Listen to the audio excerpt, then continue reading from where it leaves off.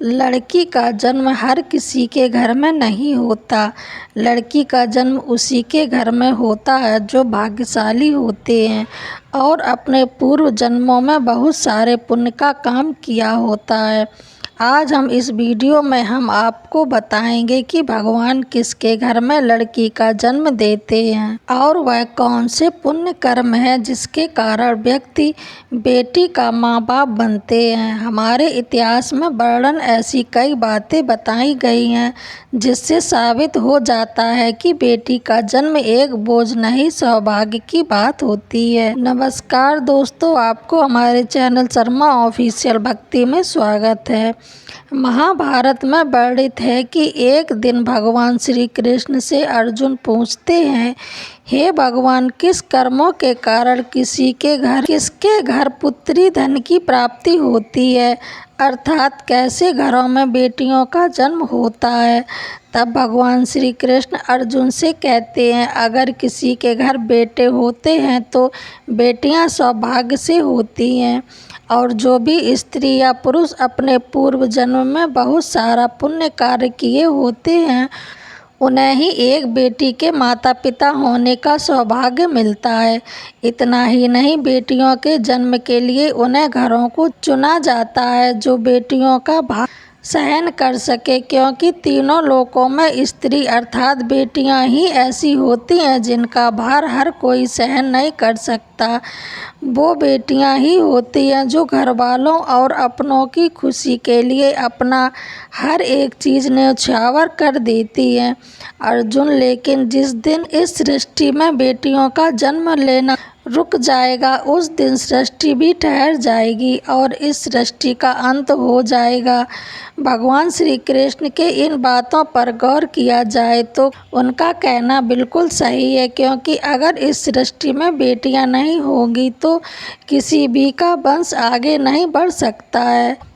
आपने भी कई लोगों को कहते हुए ज़रूर सुना होगा कि जिस घर में बेटी का जन्म होता है वो घर स्वर्ग के समान होता है, क्योंकि बेटा तो केवल एक कुल को रोशन करता है लेकिन बेटियां दो कुलों को रोशन करती हैं। माता पिता के घर वह एक बेटी के रूप में अपना उत्तरदायित्व निभाती हैं तो ससुराल जाकर बहू के रूप में अपनी पूरी ससुराल आकर बहू के रूप में अपनी पूरी कर्तव्य का पालन करती हैं। आजकल आप सुनते ही होंगे कि बेटियां या फिर बहू परिवार में किसी की मृत्यु हो जाने पर उसका पिंडदान नहीं कर सकती हैं, लेकिन यह बिल्कुल भी सही नहीं है, क्योंकि रामायण में बताया गया है कि प्रभु श्री राम के पिता राजा दशरथ की जब मृत्यु हो गई तो माता सीता अर्थात राजा दशरथ की बहू ने ही उनका पिंडदान किया था,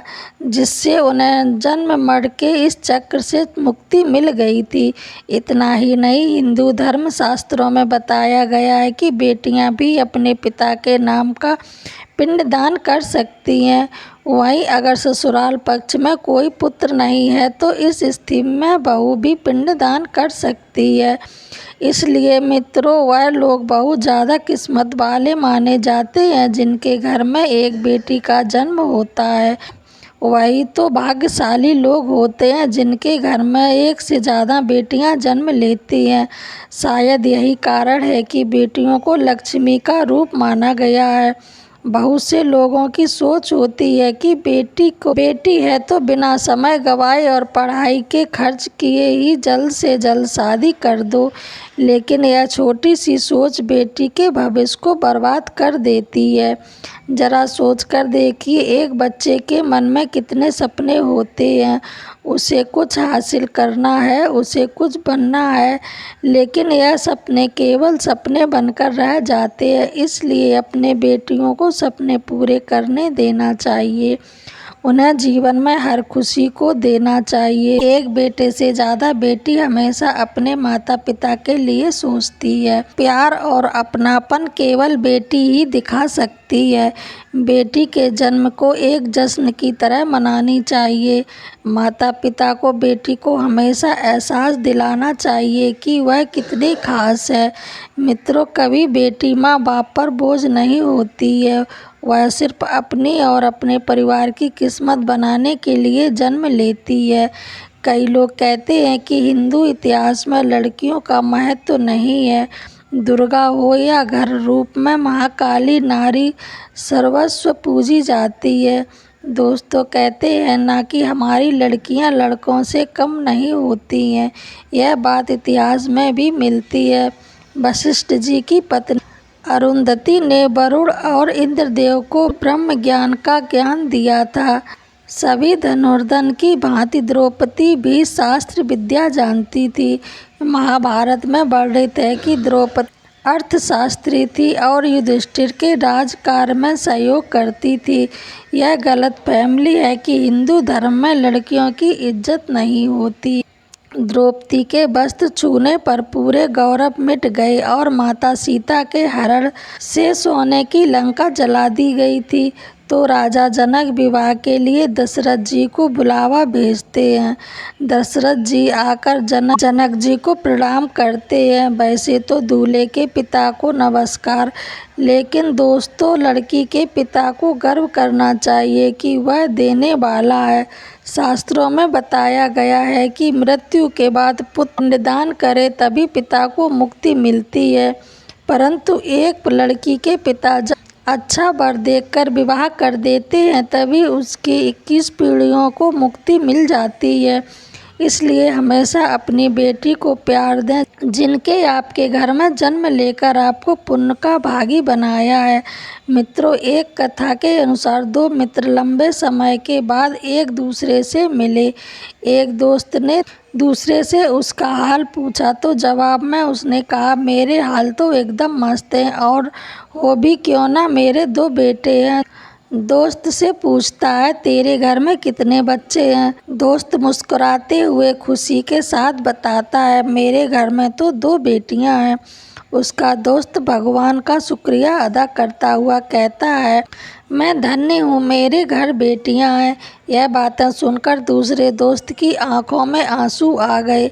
तभी उसकी बेटी पिता के मित्र से कहती है, अंकल, बेटी देते हैं, कभी गरीब को बेटी के रूप में माता पिता नहीं देते। मित्रों, भगवान केवल उसी को पुत्री का सुख देते हैं जिसके अंदर पालने की सामर्थ्य होती है, जो गरीब होकर भी अपनी बेटी को पाल सकता है। एक बार स्वामी विवेकानंद वैष्णो देवी की सीढ़ियां चढ़ रहे थे। बगल से एक किसान अपनी बेटी को कंधे पर बिठाकर सीढ़ियां चढ़ रहा था। तभी स्वामी विवेकानंद जी ने कहा, बाबा, आपकी बेटी का बोझ आपको लग नहीं रहा होगा, इसको मैं उठा लेता हूँ और माता वैष्णो के दरवाजे तक ले चलता हूँ। तब किसान ने स्वामी विवेकानंद से कहा, बेटी कभी भी बाप के कंधे पर बोझ नहीं होती। बेटी अगर बाप के कंधे पर हो तो बाहर के बोझ को हल्का कर देती है। दोस्तों, बेटियां कभी भी धन की भूखी नहीं होती, वह सिर्फ मान और सम्मान की भूखी होती हैं। अब आप यह ज़रूर सोच रहे होंगे कि कौन से कर्म करने के बाद किसी के घर में बेटी का जन्म होता है। गरुड़ पुराण में बताया गया है कि जो मनुष्य सदा ही पुण्य करता है और दान धर्म करता है, उसी को अगले जन्म में स्त्री रत्न पुत्री रूप में प्राप्त होती है। यदि आपकी कोई बेटी नहीं है तो आप किसी से संबंधित या किसी गरीब की बेटी को पढ़ाई में मदद कर सकते हैं और उसके विवाह करवा सकते हैं, जिससे पूर्ण रूप से पुण्य का फल मिलता है। आज आपने जाना कि बेटी का जन्म किसके घर में होता है और कौन से कर्म करने से बेटी पैदा होती है। आपको ये जानकारी कैसी लगी कमेंट बॉक्स में ज़रूर बताएं और मेरे चैनल को लाइक, शेयर, कमेंट, सब्सक्राइब ज़रूर करें। जय माता दी। धन्यवाद।